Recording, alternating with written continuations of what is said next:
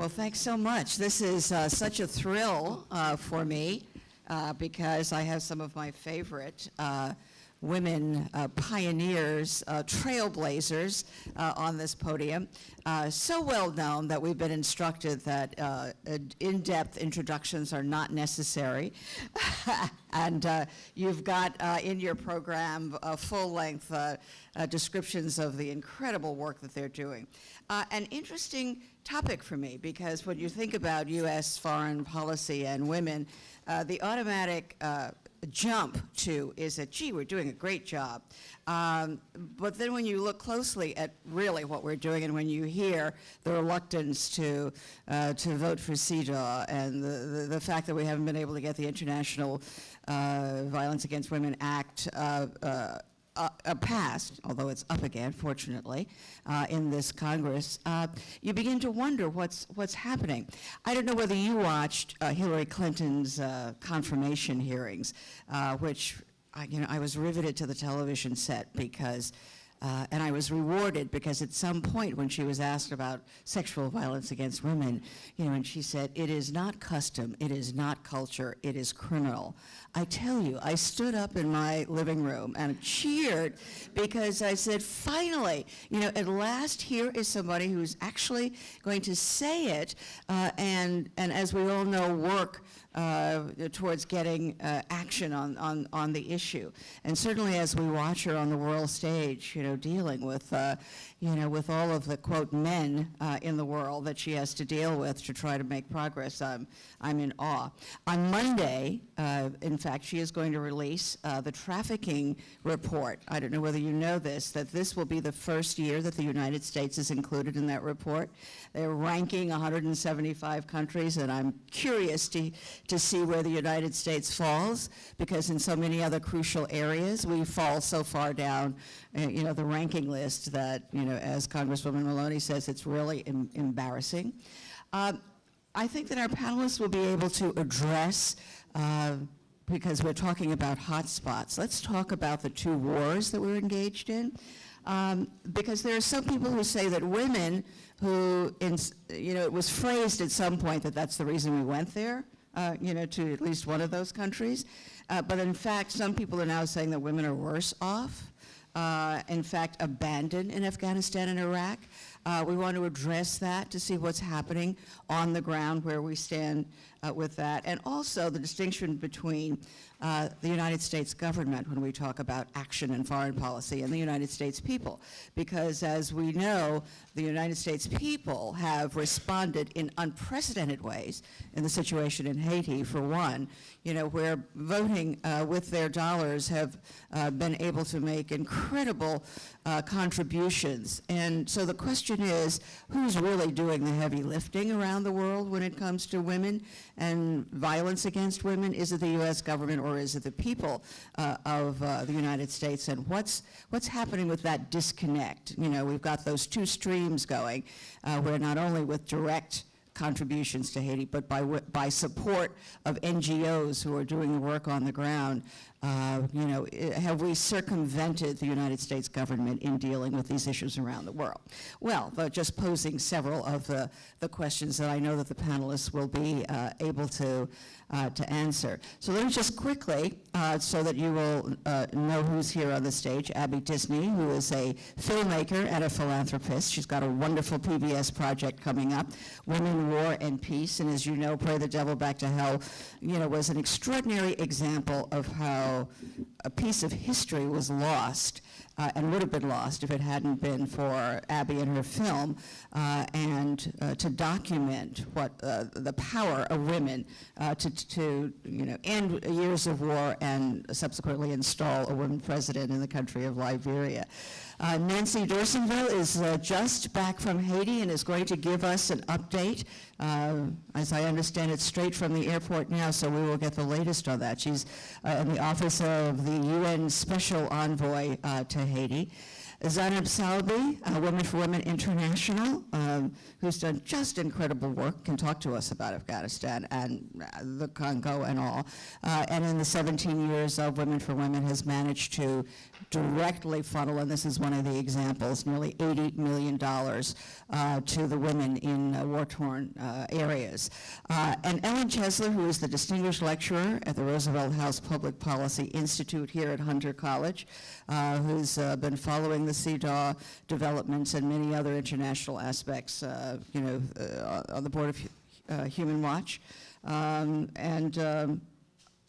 will be able to respond to the three panelists as they tackle their areas. We'd like to start with Abby Disney, who is traveling the world and documenting and creating history for us. Abby, you may have this mic. Oh, do you want it on the stand? Here, I'll just. Thanks, Carol. Thank you.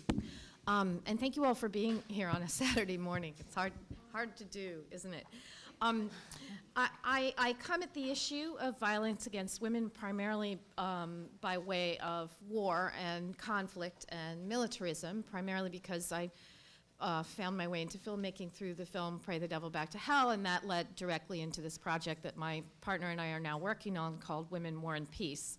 And if you need to know more about it, there's a card in the resource room, and you can also grab one here, that leads you to a website that can tell you more about what we're doing. But essentially, we have crews right now in Congo, Colombia, Afghanistan, next week going into Bosnia. And what we want to do with this series is kind of take a step back and talk about how globally women have been overlooked. Historically, they've been written out of the record, they've been written out of the mythology of conflict, and that always they've been right at the center of it. And of course, violence against women is one of the critical ways, sexual violence, but also violence in general. So we have a series of issues, and I know that when particularly the place that gets most frequently discussed is the DRC, and that is something that's very much on all of our minds. And I know when we talk about it, we have this tendency to kind of wonder what on earth is going on in Congo and what on earth we're called upon to do about it. It feels rather overwhelming. But in fact, there is an enormous shared vocabulary of misery among women who are involved in conflict zones one way or another, whether it's Congo or Colombia or Afghanistan. And it's rather remarkable that vocabulary is consistent across cultures and across religions and so forth. And there are some rather concrete and very real factors that exacerbate the violence against women that we actually do have some influence over. One of the things that is in every situation where conflict is really hot right now is resources. And I know that we all know about gold and diamonds and so forth, also the coltan and the minerals coming out of the Congo. But this is just as much a problem in Afghanistan, because what is fueling right now and buying the weapons in Afghanistan is now a livening heroin trade. And of course, we're all talking about roots in Central Asia and pipelines and so forth. So burbling under the surface is an enormous geopolitical tension around resources and the future of resources. But also Colombia, very much about the drug trade, very much about resource mining and so forth and so on. So we do, as an international community, as a government, and as consumers, do have some leeway to be thinking about working on the issue of violence against women in ways that are really actually quite real. The second factor that really inflames the relationship of militarism to violence against women is the prevalence of small arms around the world. And I know that this is a big factor in Haiti, and it's a big factor in places where there aren't formally declared wars, like Mexico. There was just a big shooting in a rehab facility that's just in the news today. There are 800 million small arms in circulation around the world. There are 1 million more being added to that pile every year. Under 100,000 being destroyed on any given year. I'm probably getting my numbers wrong. I have to go back and look at them, but nevertheless, if you imagine that you make an AK-47 in 1965, that AK-47 is still in operation. It still works, it's still very usable, and it is still functioning very likely somewhere in Africa. And it's added to the AK-47 that got made last year. Hugo Chavez just opened a new AK-47 factory, in fact, in Colombia, right near the border with Colombia.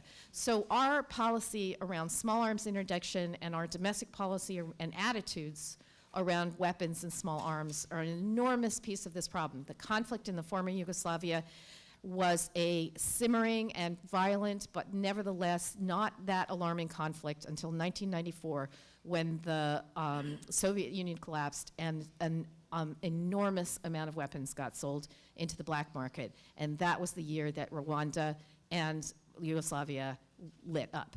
The third issue, and I'll be brief because I know we need to move on, but this is a very important issue, and this is also an issue in places like Haiti and Mexico where we're not formally in conflict, but it's called impunity. Impunity, impunity, impunity. And this is something both the United Nations and the United States need to take on in a very serious way. We have a tendency to go into places like Afghanistan, or as the United Nations into a place like the Congo, and we say to people, security is a question of stopping the shooting. And if we stop the shooting, then we've stopped the war. And all women in conflict zones will tell you that the weapons are still there, the violence is still there, the atmosphere of fear is still there, and the violence against them continues. So we need to reframe our sensibilities around conflict and security and what's the difference between the end of a war and real human security. And we need to go after not just the perpetrators, but the tolerators. And the tolerators are a key piece of the problem. We need to go up the line of command, and if you want to know whether or not impunity matters, go have a look at Bosnia today, which is right now simmering and very much on the edge of new conflict. Bosnia today is the story of why impunity mattered 10 to 15 to 20 years ago. Those women are continuing to wait. They're continuing to ask for not just the perpetrators, but the tolerators and the encouragers and the planners of massive and systemic sexual violence to be taken into account. And it has simmered, and it has simmered, and it has simmered, and it is contributing to massive ethnic and cultural tensions that are very likely to break out once again in civil war. So impunity is more than just an unfortunate problem for some individual woman who just, wants justice for her. It's not just a shame.